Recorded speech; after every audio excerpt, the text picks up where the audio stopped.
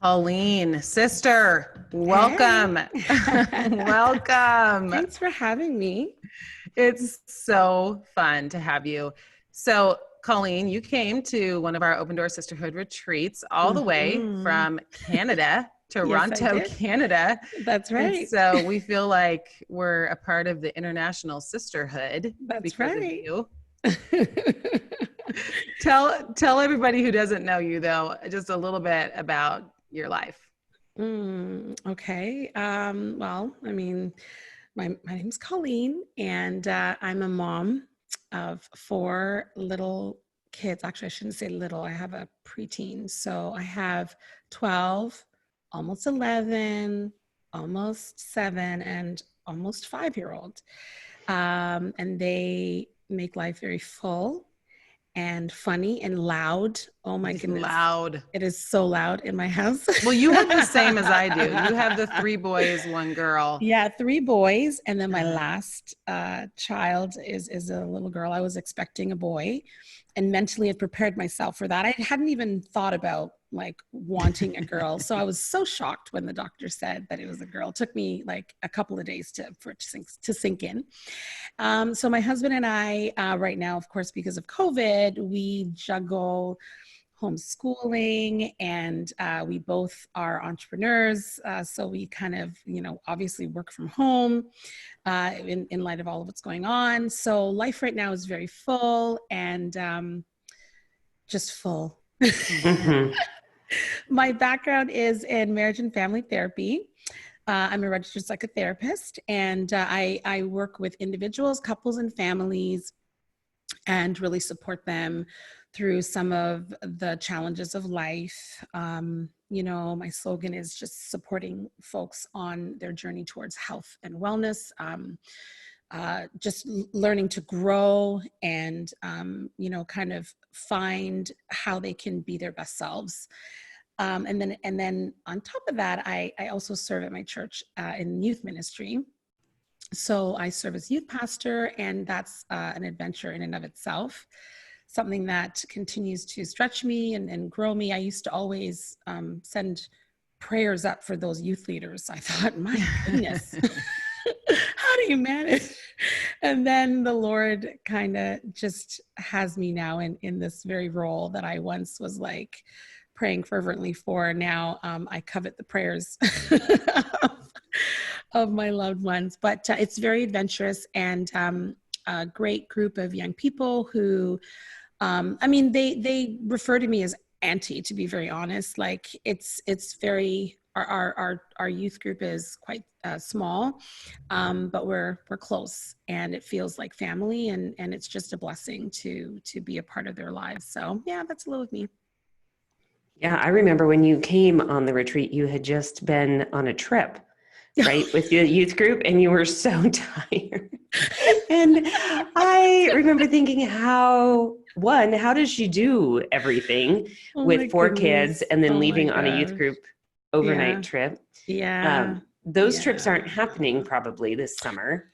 Oh, I know. I So we're know. going to talk some about that, about just how we Mm-hmm. help kids as the things that they were looking forward to and depending on and Yeah. planning for are canceled, and their Mm-hmm. whole emotional and mental health. We want to tap into your expertise. So Mm-hmm. let's start. Okay. Why don't you give us an overview of what creates just good, solid mental health in kids and teenagers? Mm-hmm. Well, I think that just considering a child's or like an adolescent's overall health, right? And considering, them holistically. So there's the them physically, emotionally, spiritually, and considering all aspects, and wanting to see balance, like overall, considering their overall well-being. So yeah, we hear mental health. We are hearing more and more of that kind of talk these days. But things like healthy sleep patterns, teaching our young ones and our teenagers how to cope with the problems in life, not trying to swoop in and take all the problems away, but actually intentionally helping them to develop the coping strategies to navigate through what we know is a part of life, which is struggle. Helping them to develop interpersonal skills, learning how to manage emotions. Right, we want them to be healthy as far as like mentally. Then they need to understand that we have been created as emotional beings, and we need to teach them how to manage the uncomfortable or the upsetting emotions when they present themselves inside of us. And then, of course, they need a supportive environment. If we want our kids to feel good about themselves and have good thoughts about present day self as well as self in the future, life in the future, they need to know that they have a solid foundation of support at home. So, I mean, those are some of the things that I think help to support young people's mental health as well as the grown-ups too, right? Right. Mm-hmm. I like that let me start again. You're really talking about integrating. All parts of a young person's life contribute to their mental health. And I think you're right. Right now, there's this buzzword of we're concerned about kids being isolated. We're concerned about their mental health. But the truth is, it's all connected. So the way that we help them cope with their physical needs, good food, exercise, sleep, minimal screen time, all of those things are going to contribute to their mental health. Absolutely. And then also how we're dealing with our stress and the tone and the feeling within our family as we are maybe secluded a little bit from the rest of the world, how we're setting that tone is going to contribute to their mental health. So it's not just this sliver that we can pull out and say, okay, we're going to deal with this part of who a young person is. It's really dealing with all of who they are. All of who they are. Absolutely. When I hear, people come and tell me, oh, I have a problem, managing my anger, or, when they identify, an issue that they're not happy with, I often will ask, okay, well, where did you learn how to do it different? Or who taught you how to do it that way?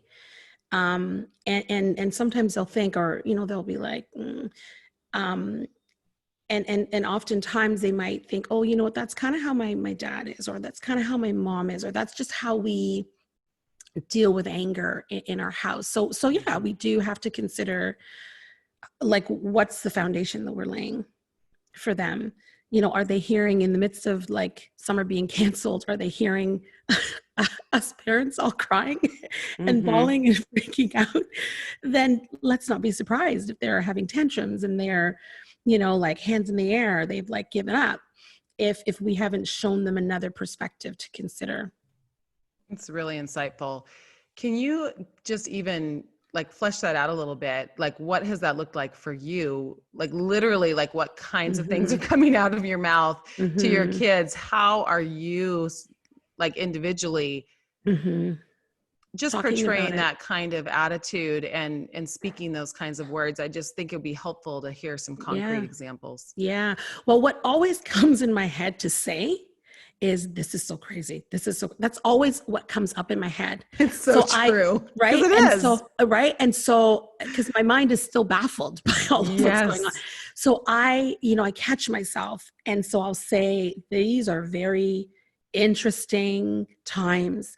I'll say, well, wow, we now have some new opportunities to try to navigate together as a family.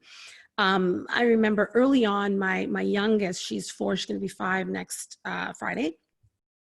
She had like a meltdown where she was like, I just want to go back to school. I just want to see my friends. I just want to see my teacher. And I didn't try to, steer her in a different direction. I mean, I just sat with her and said to her, I know, I want to go, I want to see you go back to school too. Like I just I made space for her to express herself in the room, because absolutely we need to be expressing the frustrations. And then after we were done, we like made cookies or something like that. So, we had our sad time, but then we also kind of move forward, we forge ahead and figure out how to face the day. So I would probably, what I do, I just try to be aware of the things that are coming out of my mouth. And I realize that it starts in my head first. Like I hear myself saying these things about what we're facing. And I try to find alternate ways of saying that is going to be like strength-based. That's going to like point like upwards to the heaven as a woman of faith, like, Lord, I'm so curious to see how you're gonna, kind of get us out of this one. I sit here, thanking you in advance, knowing it'll all get sorted through in your time, and trying to let the kids hear me say those kinds of things. One thing that's really been helpful for me, just a little verbiage that I've been using is, that we're living history. Mm-hmm. We are living history. And so who do we want to be in this time? And at the end of this time, how do we want to be different? And what's it going to do in us? Like, what are those good things it's going to do in us? And granted, that's a little bit higher level, and my kids are a little bit older, so I understand that's more for maybe older kids, but even younger kids can understand, like, we're living history right now. Yes, and so that has an exciting tone instead of a dread tone, like we can forge, like, look at how, in another interview said this a couple of weeks ago, but even bringing out stories of people in history who have just forged well through hardship, but how can we this is our own kind of hardship. So how can we forge well? How can we do this? Because we are living it. Yeah. And to say, we as a generation have never done this before. I've said that over and over to my kids. If it's their teachers, if it's rules that the governor is putting into place, I keep saying, we as a generation have never done this before. And I'm clear to say as a generation, because as Krista said, I want to point back that people have suffered through pandemics before, global pandemics. Yeah. We haven't as a country, and globally we haven't as a generation. So I think it is important to put ourselves in God's story, his big story of history, and to say people have survived this before, to give us perspective. And then also to say, as Krista did, this is our moment. So now is our time to respond to God in a way that is unclear sometimes, as I'm saying yes to things and no to things for my kids. I'm having to go through this decision matrix, but to say, I've never done this before. I think it helps them understand wait, why are you saying yes one day and no another day to something that feels really similar in my request? And that to be honest about, I'm just dealing with the information I have right now in this moment. And again, older kids can understand that a little bit better than younger kids can. Yeah, that's so true. And it's like that repeating over and over and over. My daughter came to me yesterday and said, Mommy, is Corona going to be done by Monday? And it's like, we've already talked about this. We don't know. And just repeating it, because this poor little girl, she doesn't get it. So yeah, having to repeat. Yeah. Can you talk a little bit more about just the impact that COVID is having on young people? I was just actually having a discussion with a young person the other day, and she was revealing to me how much anxiety this has caused her. I mean, it's caused a lot of sleepless nights. She's up a lot thinking about it. Is this the end of the world? Yeah. It's caused more anxiety in her than I knew. And that was really surprising. And so can you speak a little bit to how specifically COVID is impacting kids' mental health in that way? Well, I think you hit the nail on the head, right? Anxiety, fear, increased stress. And if you already were prone to be anxious or easily, worried, then put on top of this worldwide pandemic that seems nobody knows all the full answers to. So that's a natural outcome, I think, of just being surrounded by all of this. Kids are now needing to manage complicated emotions you know? So you don't want to necessarily wake up every day and say, man, this really sucks. This really sucks. So maybe you are hearing, okay, let's look for the positive. Okay, let's look for opportunity. Okay, let's think about what we have to be grateful for, and those are all important things. But a few minutes, hours, moments later, you could feel really, really upset again, and you could feel, so it's just this complicated mix of emotions that that our kids wouldn't have to normally deal with that outside of this pandemic. Newfound fears that they have never maybe needed to consider before. So maybe early on we heard that it was a specific population that had to be careful, right? Elderly, pre-existing issues where maybe on the news or a friend of a friend, you're hearing younger people, you're hearing someone your age, you're hearing about children who are getting contracting the virus. Well, now the kids are thinking and having to consider, I mean, how do you not consider what happens if I get this thing? Now, I mean, young people, how many ridiculous stories have you heard about teenagers doing like really outlandish things because young adults are like, they feel like they're invincible. That's a part of their development. A natural part of their development is feeling like they're going to live forever. But here now they're forced to consider that no, I could actually get sick and possibly die. An overload of upsetting news.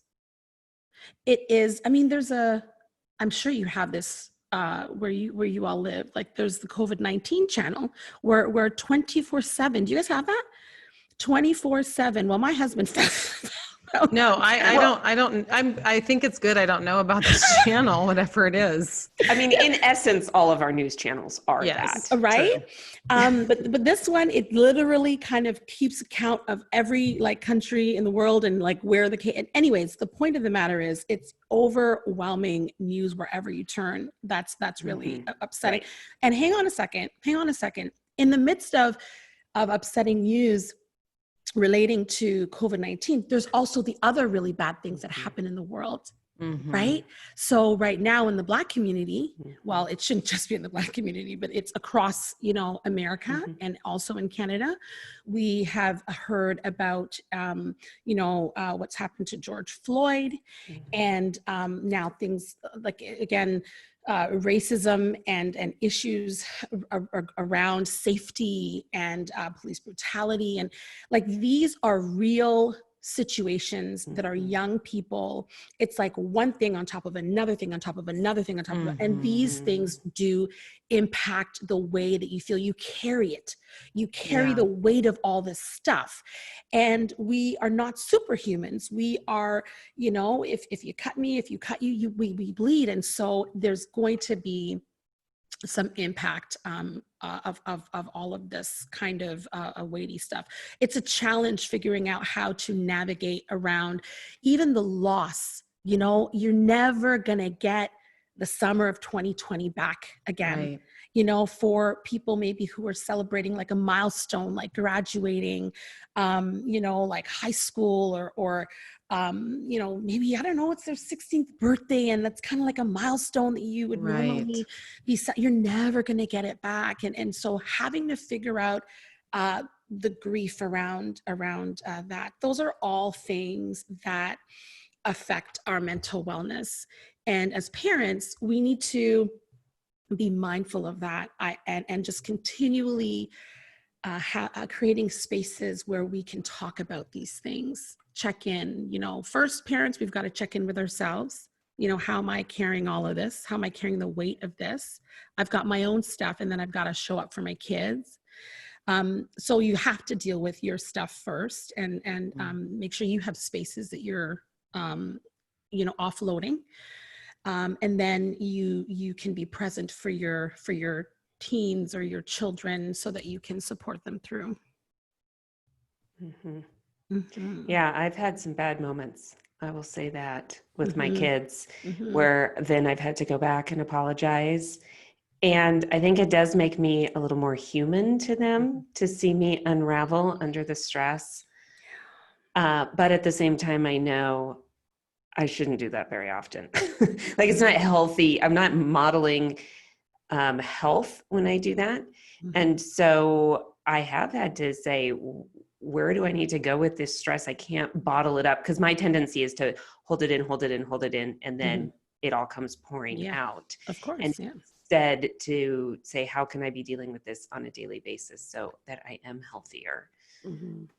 So we get the picture that this is an overwhelming time for young people where historically they maybe haven't had to deal with this much bad news all at once or this much stress that truly impacts their lives. I mean, all of the Mhm. headlines you talked about feel very personal to Mhm. young people. Mhm. So, how do we help them pull apart, I think, these different components of stress so that we can look at them together with them and talk Mhm. about them? Mhm. Well, before I jump into my thoughts on that, let's rewind back to what you shared, right, Alex? And I think there's no there's no use of feeling bad about feeling bad. It's I think instead of what's worse than having like a maybe not a very helpful moment is one not being able to acknowledge it and not being able to go back to it. And to me that's like the best thing you could do for your kids, not to not have those moments but to have the moments so that they know this is life. Right. Okay. Well, This then is I get life. an A+ because I'm having the moments, and then I'm going back and I'm and dealing with and them and and acknowledging them and apologizing. exactly, and saying to them, I'm in, like, you're having a rough season, we're having a rough season, mom's having a rough season, and talking with them about that. Because I don't know, I just feel like when we are transparent with each other, it just makes everybody feel so much better. Yeah. It makes us feel like we don't have to walk through this perfect, I don't know, path. So yeah, my first encouragement for parents is to be honest with yourselves. Mhm. And if you need to get stuff out, in maybe like after the kids are gone to bed, and when it's just myself and my husband, for real, because sometimes they're awake and they're like listening. So, then we can dig into maybe some of our frustrations with each other. I know that my husband has outlets like within his friend group. I hear him sometimes, they're on the phone together, and I've got to make sure that I have spaces for me, so that I'm really digging in. The Psalm speaks about search me, oh God, and know my heart. See what is in me. Like the Holy Spirit will reveal the stuff that's heavy inside of us. But we've got to be willing to go to those dark places with the Lord. So be sure to take care of yourself Mhm. physically, mentally, emotionally. So like what are the things you normally do to take care and feel good? So are you getting your exercise? Yes, we know we need to make sure the kids are, but are you also getting your exercise? And are you eating well? Are you sleeping well? What outlets do you have to sort through upsetting emotions? Is that talking to a friend, talking to a pastor, talking to a mentor, talking to a professional? Is it journaling? There's so many resources and ideas that are out there, just a couple of clicks away. Feeling stressed out or stressed out mom, like ideas, and my goodness, there's articles for days. Everybody's at home writing Mhm. blog posts and articles these days, right? I would also encourage parents to not just have the like sympathy, like I feel bad for my kids, but empathy. Yeah. Empathy is, I am going to just for a moment step out of my shoes and imagine what it might feel like to be 10 years old, and being told that life as I know it, is has changed, and I don't know when it's going to go back to normal.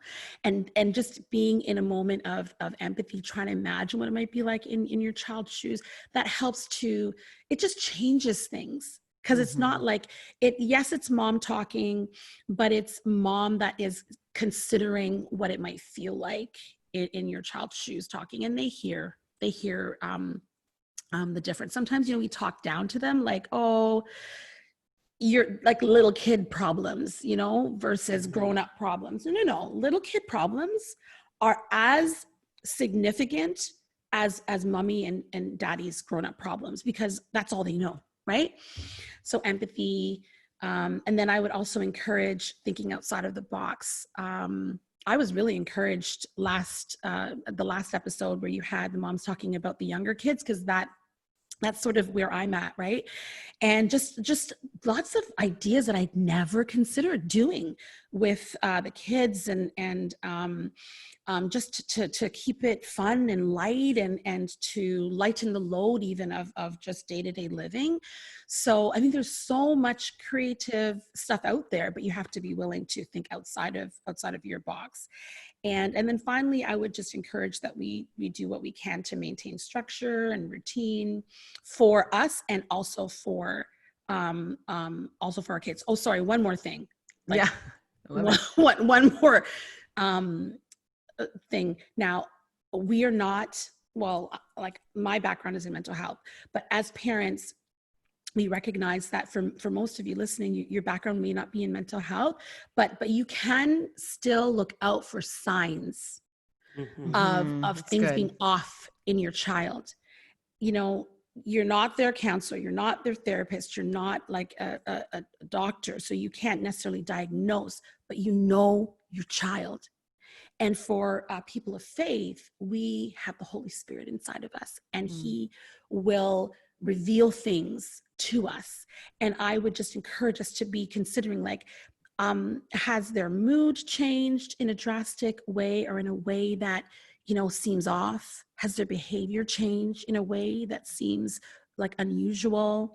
And don't be afraid to just begin to explore, begin to ask questions. A lot of times, let's say if people are concerned about people's thoughts around self-harm, or like suicide, or they think, I think this person might be, it's like they're afraid to talk about it because they think, I don't want to put the idea in their head. No, the idea, if it's there, they want to talk about it. They want someone to come into their space and talk about the things that perhaps they're having a hard time expressing. So I would encourage us to be mindful of some of those things.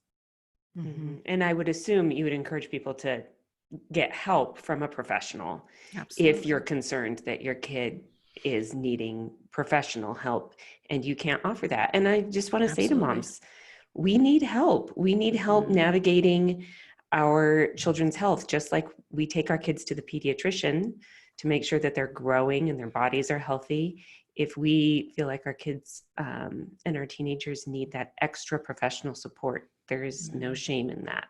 That's right. That's right.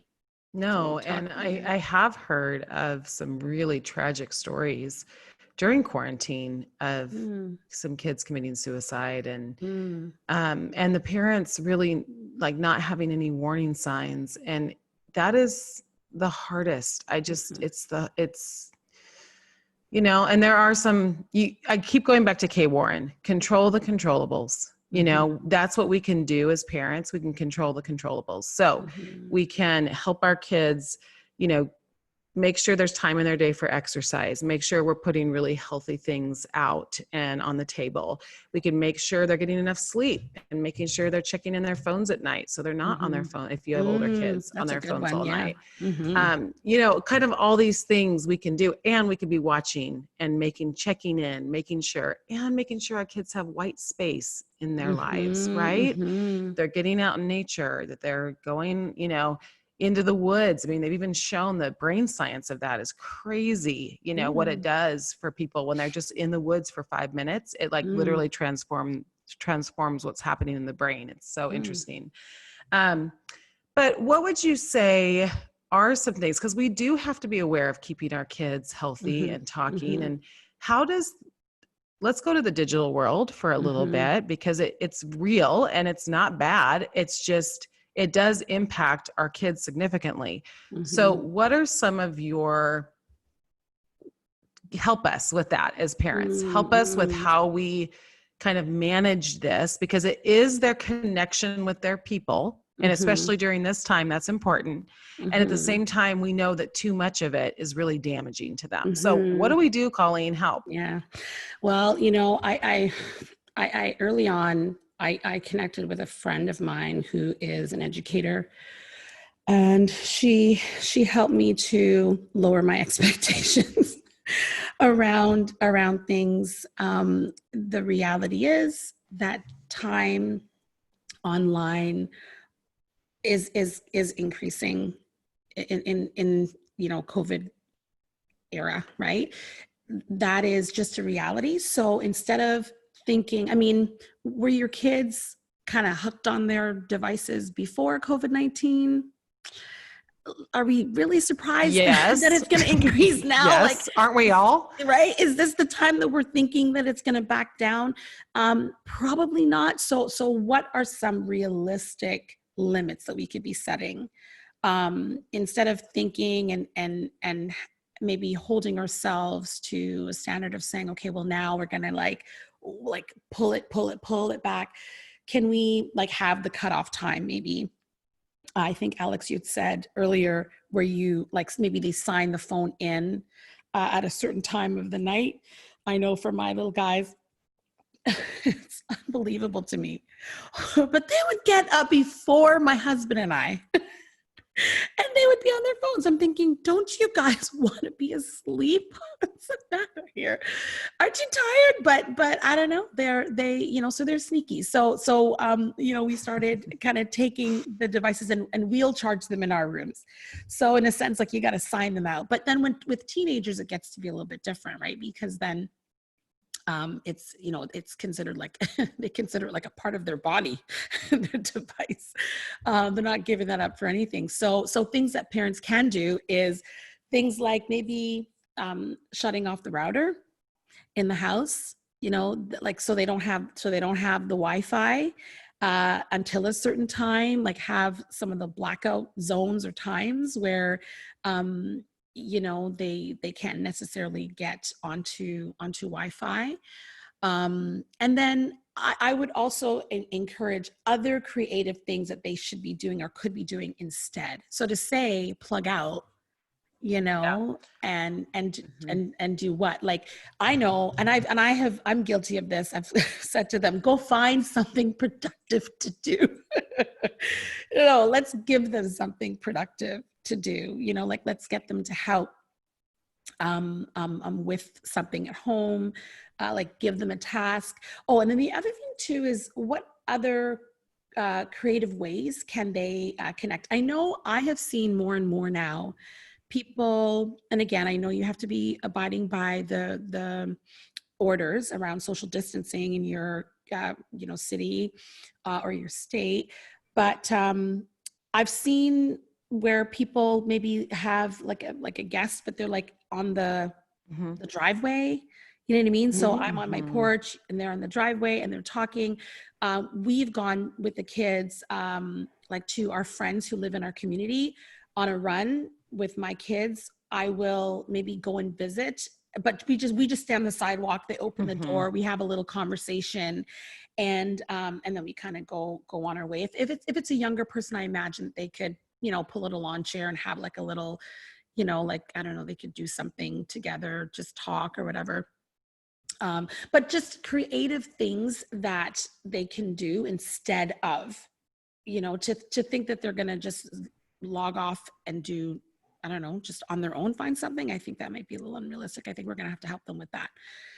Does that make sense? I think that's a really good idea. And I think it's like they say, when you're trying to change a bad habit, it's actually better to just replace it with a positive, good habit. That it doesn't just work just to stop the bad habit. Like, you have to replace it with something, while instead of, someone smoking, then when they feel like they want that, to go outside and take a walk, or, replacing that urge, whatever.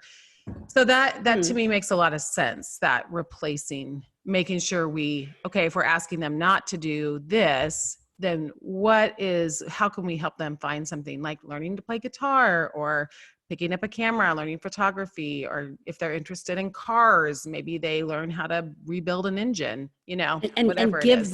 give them something, like actually give them what they need to get it done, because they're not necessarily going to be motivated when they're used to all the stimulation that comes, the gaming systems and the social media, it's set up to keep them sucked in. Totally.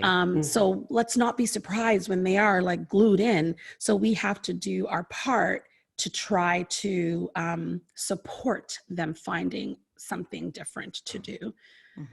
Yeah. And I'm not above reward systems on that one. Well, I was going to say threats. Because my thing is, hey, I've got a list of stuff that could get done around the house. Totally. Yes, if you don't find something to do, I will find something for you. Yes. And so, Krista's way more positive, the reward system. I'm on the threat system, but I can testify to the fallback. We all fall back to screens when we're bored. I do, my kids do. And so when I take the screen away, my younger two now go to their next fallback, which is riding bikes outside. Oh, so nice. when the screen goes away, then they're like, oh, wait, now what do we do? Oh, we always do this when she takes the screen away. And so to have a healthy fallback, fun fallback is good. And you just sometimes have to physically remove it. And then their brains go, oh, the next on my board list is Barbies or bikes. And those are the two they rotate between right now. That's good. Well, Colleen, I do want to get into, before we get off, just some ways we can help our kids grow spiritually this summer, as we're heading into a time where maybe even kids are asking bigger questions. And maybe this is a time for all of us to be recentering in that way. What are some ideas that you have around that? No, 100%. I would encourage us as parents to be actively a part of whatever youth initiatives or ministries are happening at our local church or within our community. I serve at my church, but I mean, there's limits, right, as far as what we can do. And I think if anything we've learned during this time, like we can lean on what other people are doing that's working and that's helpful. And as parents, it's fine to say, okay, go and participate, or I know that my church is doing XYZ, like on Zoom or whatever, but are you a part? Are you staying connected? Are you getting informed in what you can do to try to encourage your kids, whether it be through rewards or threats?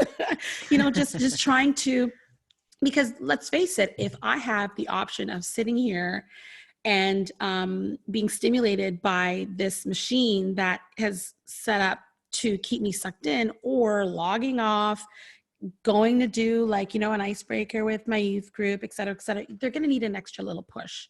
They're going to need an extra push by parents. And I think that's a big thing that they would benefit greatly from. I would also encourage parents to be modeling what it is that they want to see their young people doing as far as spiritual development. Do they see you praying? Do they see you in your word? Do they see you, how do you make your faith walk a part of everyday life? That really is maybe resonates with a young person. How do you, I know, my last chat with my youth, we talked about things that they could be doing, through still respecting social distancing, rules, that is also being the hands and feet of Christ. And I didn't just throw it out there, but we gave examples, you know, like, okay, well, you go on your runs, XYZ, like, could you, yes, you usually acknowledge people that you're passing on your walk or your run, but could you maybe add, like, you know, God bless you, or could you, maybe write on your sidewalk, you know, where you usually use like the sidewalk chalk, could you maybe write a scripture on there? Could you, lots of folks are putting signs in their windows up to support, in support of frontline workers. Could you also maybe include a scripture or some encouraging word that points people to the cross? And again, just kind of trying to help our young people understand what it could look like to be the hands and feet of Christ. But I do agree, like, I just recently downloaded a special program for summer for my youth ministry, because like you said it earlier, Alex, we've never been here before.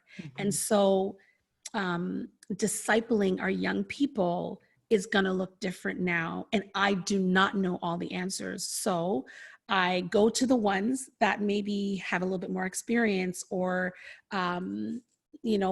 just to, like, iron sharpening iron, and, educate myself around what can we do to keep these young people engaged. And I think it's going to be like a community effort. It's going to be leaning on the ones who are called to serve. So your leaders, your pastors, and all that good stuff. But if you're not sending the kids, if you're not encouraging the kids, if you're not asking, even connecting and saying, how can we help or be a support, or, what can we do? Then it's going to be difficult to see the fruit kind of come to fruition. So, and then the last thing, which is definitely not, like, I guess I saved the best for last, is continuing to pray without ceasing for the spiritual lives of our young people. As a mother, for me, the number one goal of my existence is to see my children come to know the Lord, love him, serve him, to live their life for him. For me, that's it for me. And I don't have the skills to ensure that happens.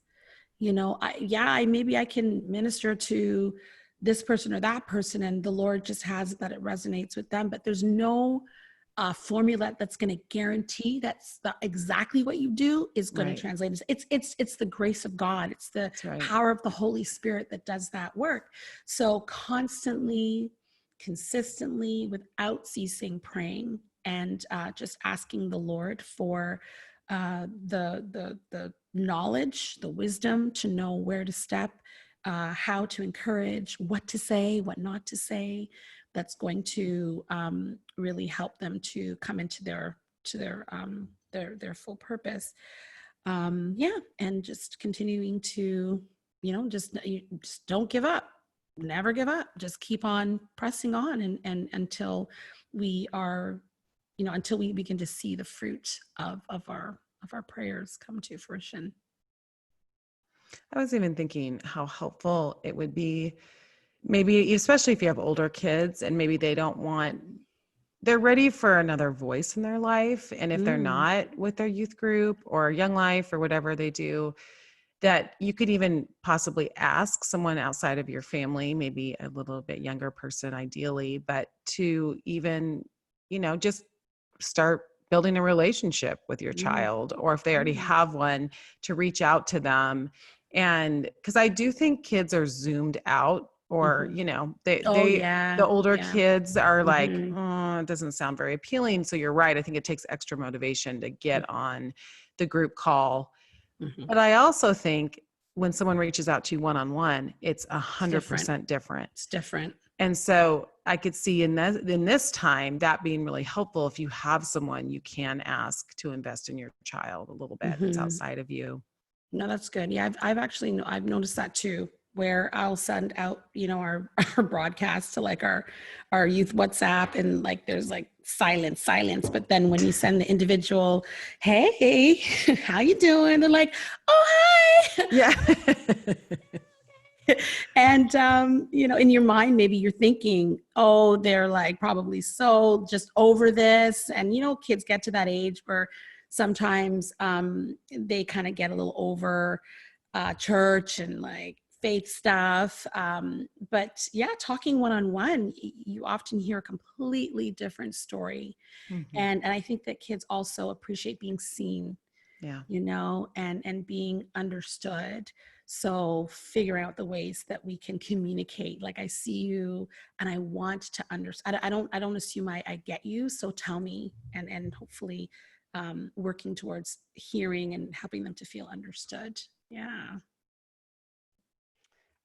I wonder if kids who are more skeptical, because maybe they Mhm. have kind of gone through that phase and they're pushing back a little bit right now, if there aren't opportunities to be talking about how you see God working in the world in a way that feels a little more subtle by Mhm. talking about how the pandemic is impacting people. Mhm. And I think the way that we see the world as parents, as adults, with a faith lens comes out in the way that we talk about news and headlines. And they Mhm. feel very impacted, as you said, Colleen, either by pandemic headlines or other headlines that are happening right now.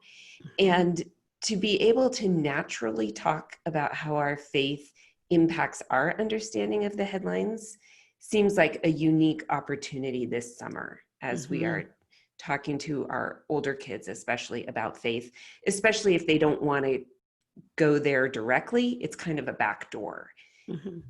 that That's a I good tend to point. use often. But It's really good. I think Mm. again, we're looking at what are unique aspects of this summer that offer us opportunities. Mhm. And this could be a unique aspect. Mhm. I like that. Absolutely. And then too, right? Like, God handpicked each of us to be in this time, on purpose. Mhm. So 1000%, he has the resources, he has the tools, he has everything that we need. And I think that if our mindset is such that we're like, okay, God, I'm just going to wait on you to give it to me, the knowledge, the wisdom, whatever I believe that we'll get it. We will be able to figure it out. It's not in our strength, it's in his, but the heart has got to be willing to be used and be available. And I do. I am anticipating incredible testimonies of God's faithfulness and miracles, signs of his power and his goodness and Mhm. all of that stuff. Yeah. Yeah, for Well, sure. thank you, Colleen. This has been Mm. really helpful, and it's such an important conversation. I mean, I think it's one we always need to come back to, actually, in raising kids, mental health, but it's Mhm. one that is especially important, I think, right Mhm. now. So thank you for sharing your wisdom with us and Oh, your thanks for heart. having me. And I always love everything that comes out of your mouth. It's just, I do. Just You're so solid. sweet, It's Krista. solid, but it's Oh my true. It's goodness. just solid truth. So thank you for sharing with our listeners today. Thanks so much, Alex and Krista. All right. Appreciate you. Bye bye. Happy summer, Colleen. Thanks. You too, Bye. guys.